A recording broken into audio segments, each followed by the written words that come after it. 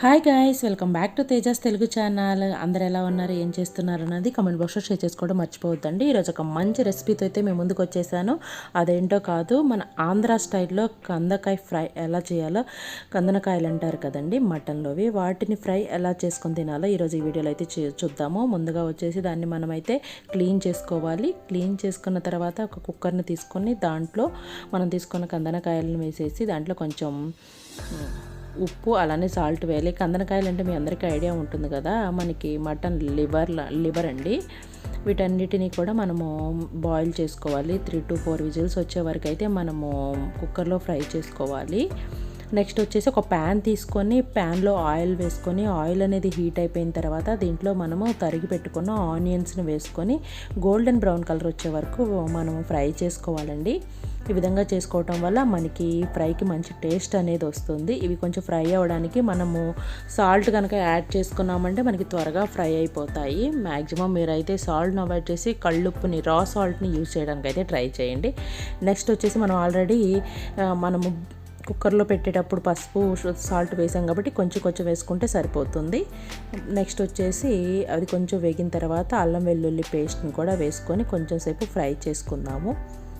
ఇలా ఫ్రై చేసుకోవడం వల్ల మనకి పచ్చివాసన లేకుండా బాగా ఫ్రై అవుతుంది. నెక్స్ట్ వచ్చేసి మనము విజిల్స్ పెట్టుకొని తీసిన తర్వాత ఉన్న కందనకాయలను అయితే మనము ఈ ఫ్రైలోకి యాడ్ చేసుకుందాము. ఇవి మనకి బాగా బాయిల్ అయిపోయాయండి, చూస్తున్నారు కదా. ఇవన్నీ లివర్ అండి మనకి.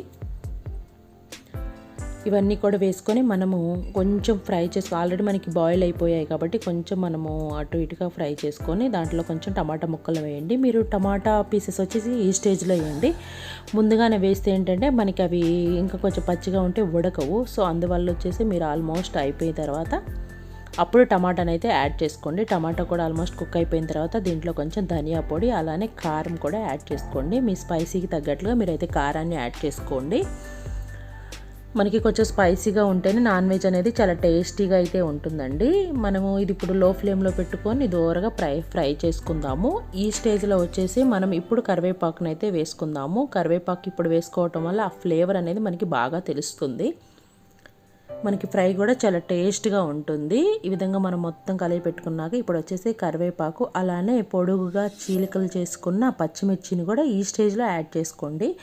ఇప్పుడు మనం యాడ్ చేసుకోవటం వల్ల ఆ ఫ్లేవర్ అనేది మనకి ఆ ముక్కలకి పట్టేసి పచ్చిగా కొంచెం టేస్ట్ అనేది, పచ్చిమిర్చి టేస్ట్ అనేది చాలా టేస్టీగా వస్తుంది.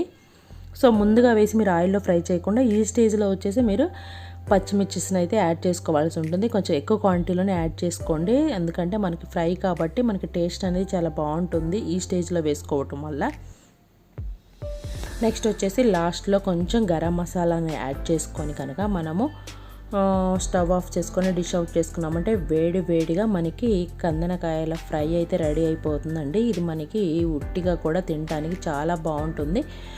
ముఖ్యంగా పిల్లలకి ఇది పెట్టడం వల్ల వాళ్ళకి హెల్తీ కూడా అండి. అంటే ఎక్కువ మోతాదులో కాకుండా కొన్ని పీసెస్ని ఒక 4-5 పీసెస్ పెట్టామంటే వాళ్ళకి హెల్త్ కూడా అండి, ప్రోటీన్స్ అనేవి ఎక్కువగా ఉంటాయి. సో చూసారు కదా, మీకు నచ్చిందా? అయితే వీడియోని సేవ్ చేసుకొని మీకు ఫ్రెండ్స్కి, ఫ్యామిలీ మెంబర్స్కి కూడా షేర్ చేయండి, వాళ్ళకి కూడా యూజ్ అవుతుంది. అంతేకాదండి, మన ఛానల్ సబ్స్క్రైబ్ చేసుకోవడం మాత్రం మర్చిపోవద్దు. అలానే ఒక లైక్ ఇచ్చేసి వెళ్ళిపోండి. మనకి ఈ వీడియోకి అయితే బూస్టప్గా ఉంటుంది. మళ్ళీ మరొక వీడియోతో మళ్ళీ కలుసుకుందాం.